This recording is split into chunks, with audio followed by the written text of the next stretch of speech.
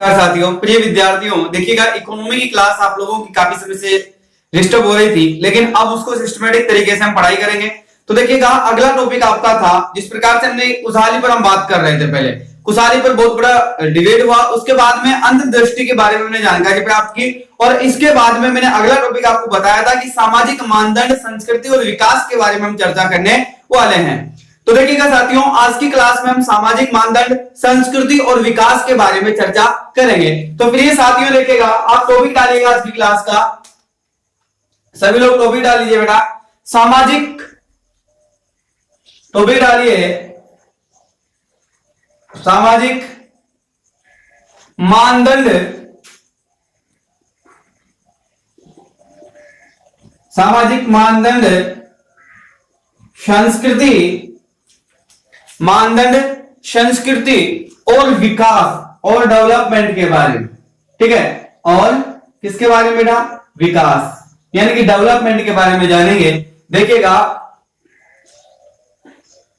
Social culture एवं development, social culture एवं development और इसको मापने की जो सीमा रेखा रखी गई है उसके बारे में हम जानकारी प्राप्त करेंगे आज की क्लास में। देखिएगा सबसे पहले एक चीज आप समझिएगा, हमेशा कभी भी आप जब भी टॉपिक की शुरुआत करें, सबसे पहले टॉपिक का शाब्दिक अर्थ, अपनी भाषा में शाब्दिक अर्थ निकालने की कोशिश किया करो। ठीक है, और जब भी आप एग्जाम में सवाल पढ़े, यानी कि एग्जाम में जब भी आप क्वेश्चन करना है, सोल्व करें उसको, तो एक बार जब भी आपकी नजर उसके ऊपर जाए या फिर आपकी नजर उसके ऊपर जाए टॉपिक के ऊपर, तो तुरंत आप उसका विश्लेषण किया करो पहले आपके मन में। ठीक है, क्योंकि ये एक विद्यार्थी की सबसे बड़ी जीवन की एक सबसे बड़ी सच्चाई मैं आपको बता रहा हूं। आज की क्लास में आपको सबसे बड़ी सच्चाई बता रहा हूं मैं कि विद्यार्थी हमेशा क्या करता है, जो चीज आती है ना उसको भी गलत कर देता है, क्योंकि वो उसका कभी अर्थ नहीं कर पाता है। हमेशा आप कभी भी किताब में पढ़िएगा, कोई भी टॉपिक पढ़ते हैं, आप लोग उसको पढ़ते हुए चले जाते हैं, केवल उसका अर्थ नहीं निकालते आप कभी भी।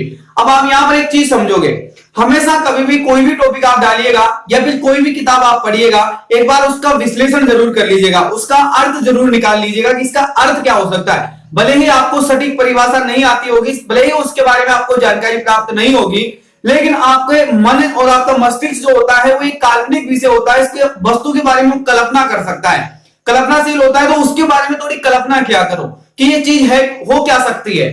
अगर वो हो क्या सकती है तो उसका अर्थ अगर आपको मिल गया, यानी कि आपकी डिक्शनरी में, कहने का मतलब आपका जो पश्चिम मस्तिष्क है वो तब काम करता है जब आप किसी चीज का विशेषज्ञ यानी किसी चीज का विश्लेषण करता है। अभी विशेषज्ञ लोग क्या करते हैं आपको पता है इस चीज का?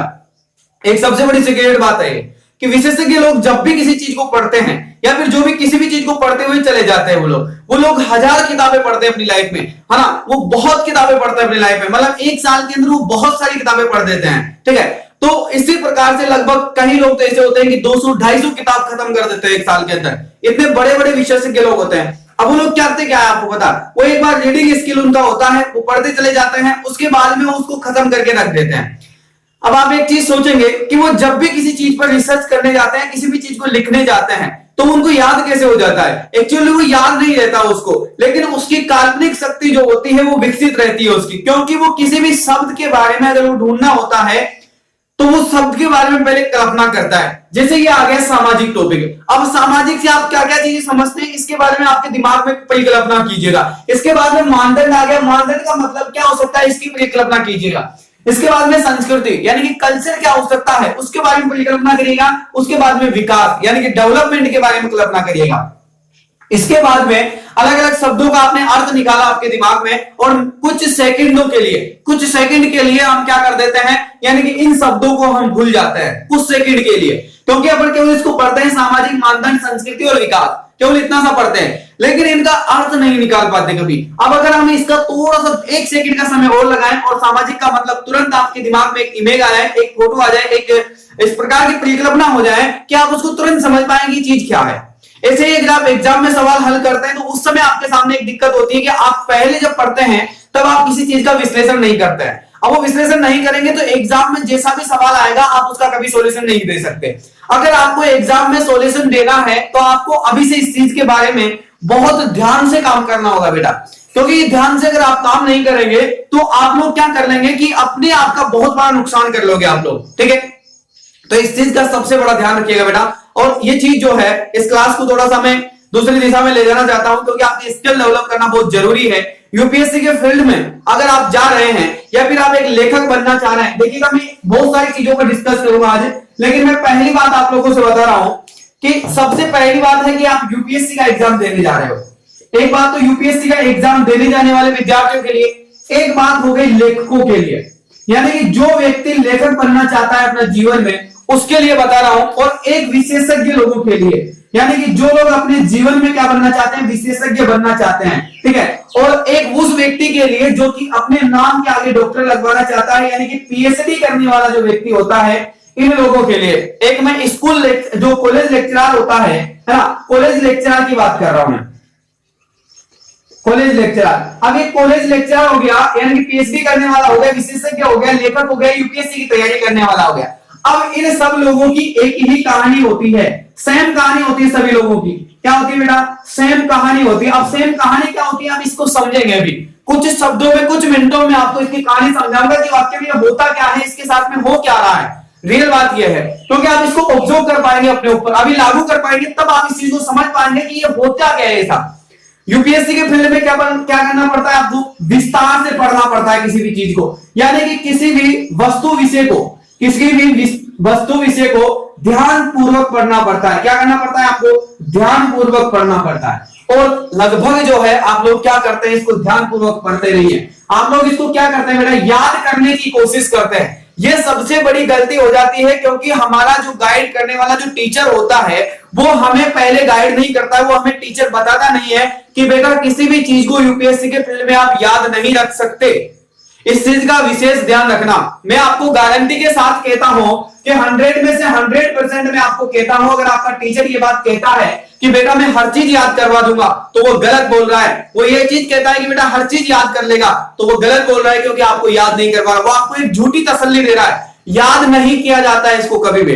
यूपीएससी का सिलेबस कभी याद कर ही नहीं सकते आप लोग, क्योंकि इतना सिलेबस आप कभी पढ़ ही नहीं पाते हो उसको। यानी कि लोग 3-3 साल, 4-4, 5-5 साल के अंदर दिल्ली मुखर्जी नगर में रहकर, दिल्ली जैसे मुखर्जी नगर में रह के 5 साल में सिलेबस पढ़ नहीं पाते हैं। वो बच्चे 5 साल की चीजों को याद कैसे रख पाएंगे दिमाग पे? ये चीज कम से कम आप परिकल्पना तो कीजिएगा। लेकिन ये हमारा एजुकेशन सिस्टम का थोड़ा सा क्या है, लोग फायदा उठा लेते हैं। अब ये फायदा उठाते हुए क्या करते हैं, कुछ शिक्षक लोग होते हैं, कुछ यूट्यूबर जो आप यूट्यूब पर देखते हैं, कुछ फेसबुक पर, ये सारी चीजें आपको भ्रमित करने वाली कुछ चीजें ऐसी होती है कि जो सिस्टमेटिक तरीके से आपको एक क्रमबद्ध तरीके से, एक सीढ़ी नुमा तरीके से मंजिल की ओर नहीं ले जानी होती है, बल्कि ये मंजिल की ओर से नीचे लेके आती है आपको। आप यूट्यूब पे जाइएगा, 1000 वीडियो आपको ऐसा मिलेंगे जो आपका ध्यान भटका देंगे, और आपको यही पता नहीं चलेगा कि मेरा 3 घंटा कब खराब हो गया। और यूट्यूब पर सबसे बड़ी कमी यह है, यूट्यूब एक क्लियर लेकर आ रहा है, एक सफाई का अभियान लेकर आ रहा है। उस सफाई के अंदर जो ये जितने भी फर्जी लोग हैं, इनका क्लीन करता चला जाएगा, इनको सबको साफ कर देगा, क्योंकि यूट्यूब से लोगों का विश्वास उड़ता जा रहा है ना, क्योंकि टाइम ज्यादा खा जाता है। दूसरी बात, एक चीज समझो, यहाँ पर अपने विषय वस्तु पर बात करेंगे आज। यानी कि देखो, यूपीएससी के फील्ड में जो विद्यार्थी होता है उसको बहुत सारी किताबें पढ़नी पड़ती है। लगभग अगर मैं बात करूं तो 35 से 36 किताबें उसको लगभग पढ़नी पड़ती है। अब 35 से 36 किताबों की अगर मैं बात करूं तो लगभग 20-22 हजार पेज उसको पढ़ने पड़ते हैं। कितने पेज पढ़ना? 20,000 पेज। 20,000 पेज इस व्यक्ति को पढ़ना होता है। आपके ब्रेन की शक्ति कितनी सी होती है, और इसको 20,000 पेज याद रखने की शक्ति आपको अगर है तो बताइएगा मुझे। लोग झूठ बोलते हैं आपसे कि याद हो जाएगा, कोई चीज याद नहीं होती। यहां पर एक चीज होती है, यहां पर एक स्किल होती है। इस स्किल के बारे में मैं अगली क्लास में चर्चा करूंगा कि वाकई में यूपीएससी के फील्ड में अगर जाना चाहते हो तो पढ़ने का तरीका होना क्या चाहिए, यानी कि उसको याद कैसे रखा जाए। याद नहीं रखा जाएगा बेटा, फिर कह रहा हूं, याद नहीं रखा जाता, उसको याद नहीं रखा जाता। लेकिन एग्जाम में देखते ही आपको वो चीज याद आ जाए, तो उस चीज की स्किल कैसे डेवलप करे विद्यार्थी, इसके बारे में अगली क्लास में चर्चा करूंगा। लेकिन आज की क्लास में मैं कुछ चीजें आपको टिप्स बता के जा रहा हूं, इसको आप लोग फॉलो कीजिएगा थोड़े दिनों के लिए। इसके बाद में 1 हफ्ते बाद में फिर मैं आप लोगों से मिलूंगा। तब तक के लिए आप लोग हमारा यूट्यूब चैनल जो है महिंद्रा ईएस एकेडमी का, ये प्लेटफॉर्म को आप लोग ज्वाइन कर लीजिएगा। और फिर आपको अगली क्लास में या फिर आपको संडे को मैं मिलूंगा, तब मैं आपके और भी क्वेश्चन जो है उनको समाधान करूंगा। और जो भी आप लोगों की रिक्वायरमेंट है जो भी आप लोग कमेंट करेंगे, जो भी सवाल आपके साथ में हो रहा है, जो भी समस्याएं हो रही है, पढ़ने में दिक्कत है, आपको कोई भी चीज का ब्रेन में आपका जो है प्रेशर है, किसी भी चीज के कोई भी अवसाद आपके दिमाग में है, तो उसको आप बाहर निकालिएगा कमेंट के माध्यम से, और कमेंट बॉक्स में मुझे बताइएगा कि आपको किस चीज में परेशानी आ रही है। उसका समाधान मैं करूंगा, उस समस्या का समाधान पर पूर्ण तरीके से समाधान करने की पूरी कोशिश करूंगा मैं, ठीक है। चलो अब अपन यहां पर बात कर लेते हैं। अब यूपीएससी की तैयारी करने वाले विद्यार्थियों को क्या करना पड़ता है, 20,000 पेज पढ़ने पड़ते हैं। अब ये याद नहीं कर पाता। अब ये लेखक जो बनता है बेटा, इस लेखक को भी इतनी ही किताबें पढ़नी पड़ती है, ये आपसे भी ज्यादा किताबें पढ़ता है। ये करीबन जो है, यानी कि एक लेखक के जीवन की अगर मैं बात करूं तो लगभग 80 किताब पढ़नी पड़ती है, 80 किताब पढ़ देता है एक लेखक, ठीक है। इसी प्रकार से एक विशेषज्ञ होता है जिसको भी बहुत सारी किताबें पढ़नी पड़ती है। क्या होता है, डॉक्टर जो पीएचडी करता है वो बंदे को भी बहुत सारी किताबें पढ़नी पड़ती है। स्कूल लेक्चरर जो बनता है उसको भी बहुत सारी किताबें पढ़नी पड़ती है। अब इन लोगों के साथ में होता क्या है और सामान्य रूप से फंडा क्या होता है इनके बीच में, इस चीज को समझना चाहता हूं मैं, इस चीज को समझाना चाह रहा हूं आप लोगों को। सबसे पहले मैंने इस चीज पर विशेषज्ञ मतलब इस चीज पर मैंने रिसर्च किया कि वाकई में ये चीज यूपीएससी और लेखक और विशेषज्ञ डॉक्टर और लेक्चरर के ऊपर क्यों लागू होती है, कि यह चीज ये लोग कैसे पढ़ लेते हैं इतनी चीजों को और ये कैसे याद रख पाते हैं। इस पर मैंने बहुत बड़ा रिसर्च किया। पहले मैंने बहुत सारे स्रोत उठाए और बहुत सारे मेरे कॉलेज के लेक्चरर जो है, मेरे टीचर्स जो जानकार है, मेरे गुरुजी जो है, उनसे मैंने बात की। कहीं सारे मेरे एक मित्र था, लेखक था, उससे भी मैंने बात की कि सर इसके बारे में थोड़ी सी मुझे जानकारी दीजिएगा, मेरे विद्यार्थी परेशान हो रहे हैं थोड़े से। इसके बाद में मैंने एक डॉक्टर यानी कि पीएचडी करे हुए मेरे कॉलेज लेक्चरर थे, उनसे मैंने बात किया, मेरे गुरुजी थे वो, उनसे मैंने बात की सर इसके बारे में कुछ सीक्रेट हो तो बताइएगा। उन्होंने कहा बेटा इसका एक ही सीक्रेट होता है, अगर आपके गुरुजी चाहे तो आपका जीवन जो है, आपकी मंजिल जो है उसको बहुत सिक्योर कर सकते हैं, उसको बहुत जल्दी आपको वहां पर पहुंचा सकते हैं। लेकिन अगर वो ना चाहे तो वो आपको बहुत दुनिया से बहुत अलग रख सकते हैं। तो वो दुनिया से अलग रखने का सीक्रेट क्या होता है और वो आपको मंजिल तक ले जाने का सीक्रेट क्या होता है, उसके बारे में मैंने उस पर रिसर्च किया। तो इसमें मुझे एक चीज मिली, सभी लोगों ने मिलकर एक बात बताई कि बेटा कोई भी चीज पढ़ते वक्त आप लोग क्या करते हैं कि आप लोग उसको याद करने की कोशिश करते हैं। क्या करते हैं बेटा, याद करने की कोशिश करते हैं और कभी भी याद नहीं होती कोई भी चीज। इस चीज का विशेष ध्यान रखना बेटा। उन्होंने कहा मुझसे कि बेटा देखो एक चीज ध्यान रखना, कोई भी चीज आप कभी जिंदगी में याद नहीं रख सकते। क्या नहीं रख सकते, याद नहीं रख सकते। फिर मैंने कहा सर अगर याद ही नहीं रख सकता तो फिर कर क्या सकते हैं हम लोग। मान लीजिए आप कह रहे हो कि याद नहीं रख सकते, तो फिर आप गलत बोल रहे हो, क्योंकि मैं एग्जाम में क्या लिख के आऊंगा, मैं पेपर में क्या करके आऊंगा, मैं बच्चों को क्या पढ़ाऊंगा, मुझे क्या पता। तो उन्होंने कहा यही तो सबसे बड़ी गलती है, यही तो चीज आपके दिमाग में आती है। जब आप पढ़ते हैं तो आप क्या करते हैं, उसको एक किताब ले लेते हैं, एक पेन ले लेते हैं और एक कॉपी ले लेते हैं, बैठ जाते हैं, किताब कॉपी पेन लेकर बैठ जाते हैं और क्या करते हो आप लोग उसको, यानी कि किताब पे पहले किताब पे पेन चलाओगे, उसके बाद में आपकी कॉपी में उसी शब्द को 20 बार लिखोगे। कहीं विद्यार्थियों की आदत होती है उसी शब्द को 20 बार लिखोगे, इसी में से आप नोट्स बनाने के बहाने पूरी किताब उस कॉपी में उतार दोगे। यही सबसे बड़ी गलती है।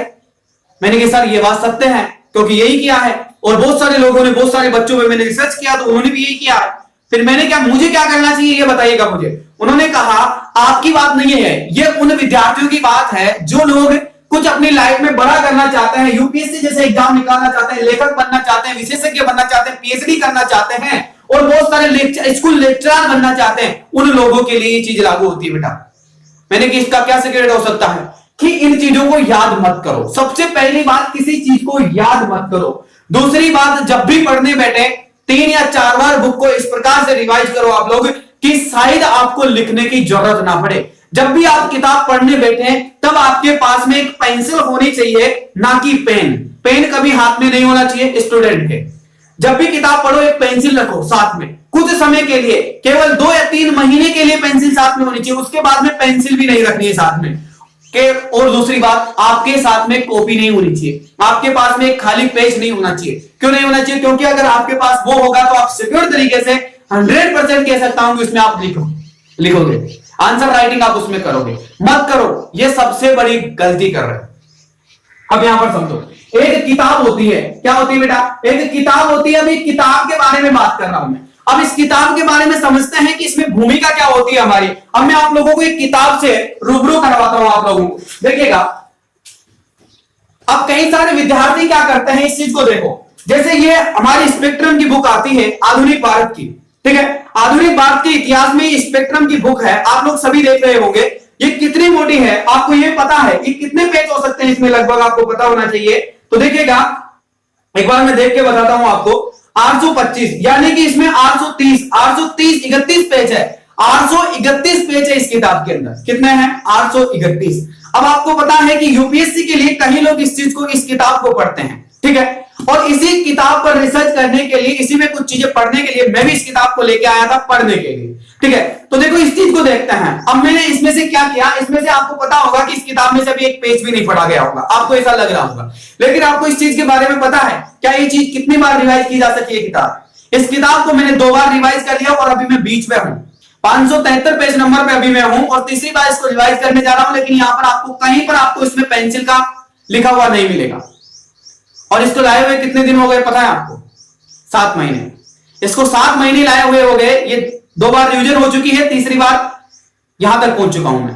अब आप लोग एक चीज समझो यहां पर, अब मैंने किया क्या है इसके साथ में, इस किताब के साथ में क्या किया, और विशेषज्ञ लोग और ये लोग करते क्या है, इस चीज को समझने के लिए आप लोगों को मैं एक चीज बताता हूं। मैंने इस पर कभी पेंसिल नहीं चलाई, कभी पेन नहीं चलाया, मैंने हमेशा इसको पढ़ा, लेकिन मैंने कभी भी पेंसिल और पेन अपने साथ में नहीं रखा, क्योंकि मैंने तब पेंसिल और पेन साथ में रखा था, मैंने पेंसिल उस समय साथ में रखा था, तब मेरी नजर किताब से बाहर भटक जाती थी। अब आप लोग क्या करते हैं, किताब जब आप पढ़ने जाते हैं तो आपकी नजर भटक जाती है। अब वो नजर जो भटक जाती है उसको कैसे कंट्रोल करें, इस पर भी अगली क्लास में मैं चर्चा करूंगा, अलग क्लास दूंगा आपको, यानी कि नजर किताब में कैसे रखे, उसको भटकने से कैसे रोका जा सकता है। लेकिन बात कर रहे थे पढ़ाई की।